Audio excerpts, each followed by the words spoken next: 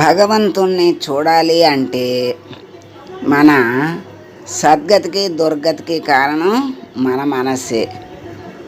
దేహమే సమస్త బ్రహ్మాండాలకి ప్రతిరూపం. దీని లోపల ఆత్మే దైవంగా ఉంది. మనస్సుకు పరిమితమైన వాడు జీవుడు, మనోమూలంలోకి వెళ్ళిన వాడు దేవుడు. అంటే మనస్సు లోపలికి వెళ్ళిన వాడు దేవుడు, మనస్సుకే పరిమితమైన వాడు జీవుడు. మనోమూలంలోకి వెళ్ళిన వాళ్ళ దేహం ఏమవుతుందంటే దేవాలయం అంటారు.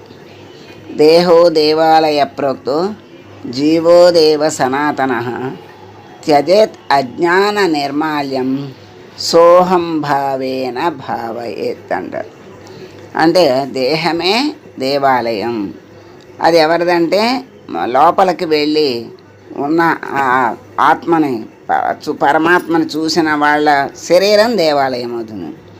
భగవంతుణ్ణి చిత్రాల్లో వెతకద్దు, చిత్తంలో వెతకండి, అంటే మనస్సు లోపల వెతకండి అని భగవాన్ శ్రీ రమణ మహర్షి గారు అన్నారు.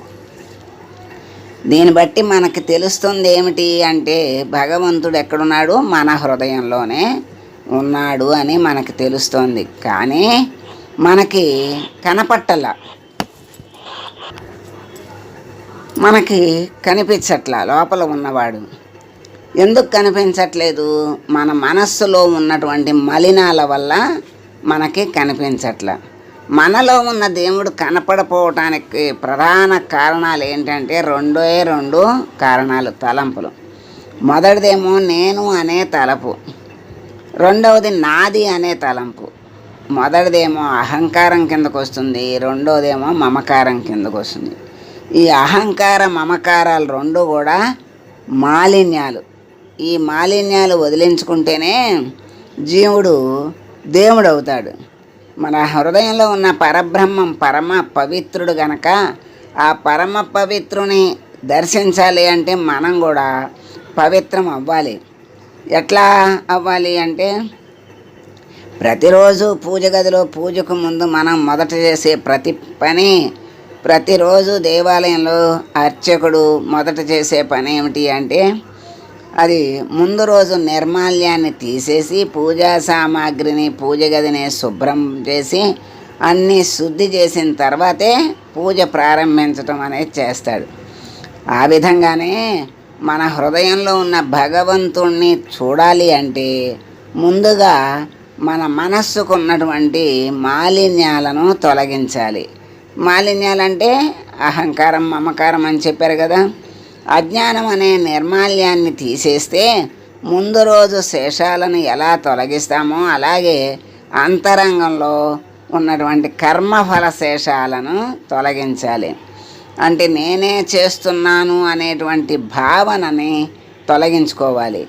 మనలో ఉన్న అజ్ఞాన నిర్మాల్యాలను తొలగించటానికి కామ క్రోధ లోభ మోహ మద మాత్సర్యాలు అనేటువంటి 6 అడ్డంకులు ఉన్నాయి. వాటిని తొలగించాలి. సత్కర్మాచరణ, సత్సంగీయుల సాంగత్యం, సర్వేశ్వరుని స్మరణ, సదావగాహన, సత్వగుణ సాధన, సేవా తత్పరత. ఎలా తొలగించాలి అంటే సత్కర్మలు చెయ్యాలి, సత్సంగత్యం చెయ్యాలి, మరి మంచి సత్సంగం చేసే వాళ్ళతో స్నేహం చెయ్యాలి, సర్వేశ్వరుని స్మరణ చెయ్యాలి, మంచి అవగాహన ఉండాలి, సత్వగుణంతో సాధన చెయ్యాలి, ప్రతి సేవా తత్పరత అంటే సేవ చెయ్యాలి అనేటువంటి భావం ఉండాలి. శుద్ధమైనటువంటి ఆహారాలతో ఆహారాన్ని సేవిస్తే ఇటువంటి నిర్మాల్యాలన్నీ కూడా తొలగించుకోవచ్చు.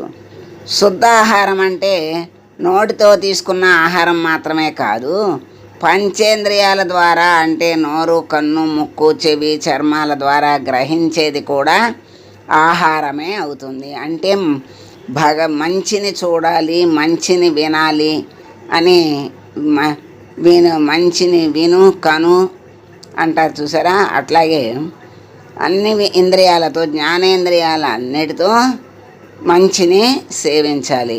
అంటే మంచి అంటే భగవంతునికి మించిన మంచి ఇంకోటి ఏమీ లేదు.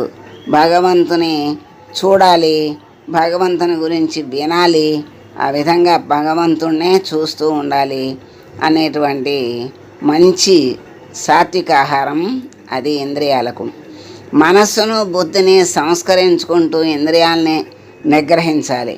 మన ఆలోచనల్లో, మాటల్లో, చేతల్లో పవిత్రతని పెంచుకుంటూ ఉండాలి.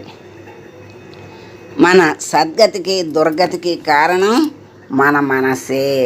మన మనోచాపల్యమే మన అశాంతికి కారణం. మన కర్మలే మన సుఖదుఖాలకు కారణం.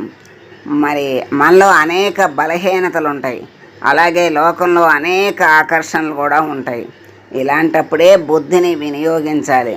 దేనికి ఆకర్షితులు అవ్వాలి, దేనికి వికర్షితులు అవ్వాలి అనేది బుద్ధిని వినియోగించి చేయాలి.